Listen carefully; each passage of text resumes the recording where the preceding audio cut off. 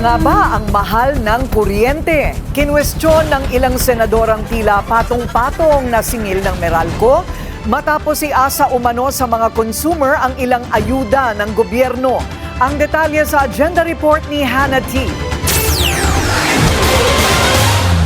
Nitong mga nakaraang araw, naglitawan online ang umano'y pasanin sa mga consumer pagdating sa lifeline at senior citizen items sa kanilang bayarin sa kuryente. Ang lifeline subsidy na nakikita sa electricity bill ay nakabase sa EPIRA o Electric Power Industry Reform Act of 2001 kung saan ang tulong para sa low-income households ay pinupondohan ng iba pang mga consumer.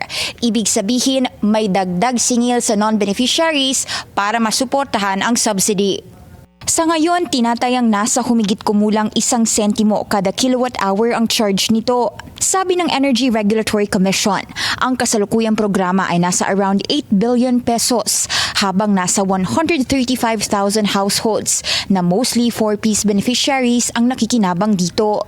Pero para kay Senator Bam Aquino, dapat ipasa sa gobyerno ang pasanin, hindi sa mga consumer.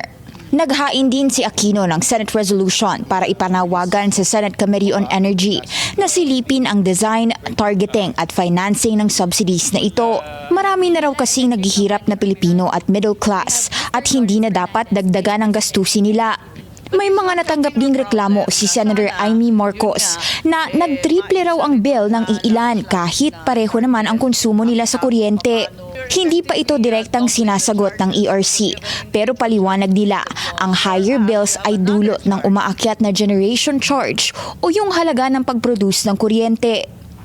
So pagka mayroong increase sa generation cost or sa ancillary service, nagkakaroon din ng increase sa transmission.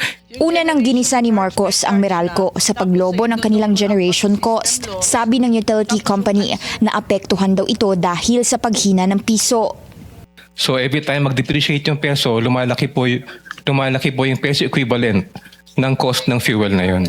Kahit din daw ang pagtaas ng transmission cost, apektado ng ancillary charges o ang backup power generators na binabayaran daw ng NGCP. Wala raw sa posisyon ang Meralco para ipaliwanag kung paano ang nangyayari sa ancillary cost. Ang systems loss naman o kuryenteng nawawala sa gitna ng transmission at distribution, sabi ng Meralco, apektado rin ang generation cost.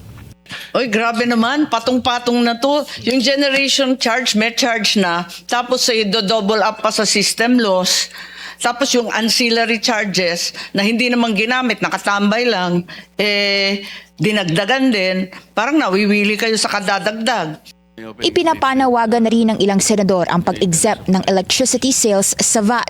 Yan ay para mabawasan daw ang pasanin sa mga consumer, lalo na't dumaraan sa krisis ngayon ang bansa. Para sa agenda, Hannah T. Billionario News Channel. Manatiling nakatutok sa Billionario News Channel. Sumubaybay sa aming social media accounts at mag-subscribe sa aming YouTube channel para sa mga bago at eksklusibong balita.